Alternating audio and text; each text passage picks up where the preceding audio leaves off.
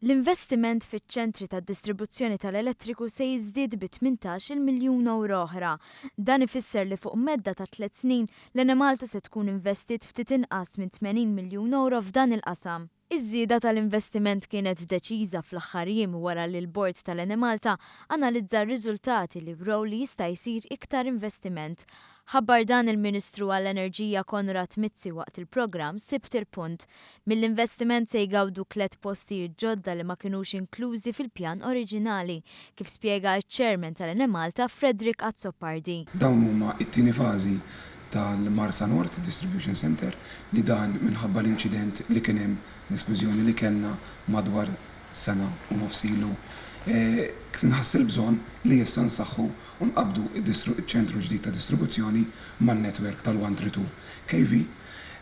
Għandna wkoll ċentru ġdid ta' distribuzzjoni fl-Imrieħel, dan minħabba l-iżvilupp li hemm pjanat u li ser ikun hemm fl-Industrial Estate ukoll tal-Imrieħel, u t-tielet wieħed huwa dak ta' Smart City. Il-Bord tal-Enemalta ħadd deċiżjoni fl-isfond tal-andament ekonomiku ta' pajjiżna li juri biċ-ċar li iżjed il-qudiem id-domanda għall-elettriku se tiżdied. U nippruvaw li nkunu proattivi, nippruvaw li l-investiment mhux isir wara, bħalma bażikament qegħdin nippruvaw nirranġaw dak li sibna, qegħdin naraw fejn hemm bżonn, fejn naraw li se jkun hemm żvilupp biex aħna nkunu proattivi u nilqgħu għad-domanda u żieda fid-domanda li se jkun hemm fis-snin li ġejjin.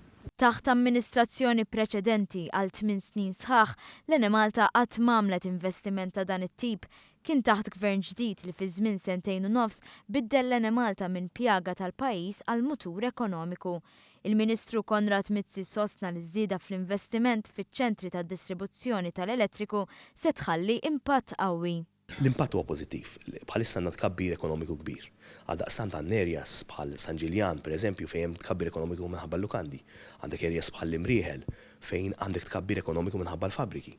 Għaldaqstant permezz dan l-investiment ikunu nistgħu nassiguraw li iva jidħol iktar investiment, pereżempju ġewwa Smart City u postijiet oħrajn, nibqgħu niġġeneraw il-ġid fil-lokalitajiet u l-qtħ ta' dawn li jonqos ukoll.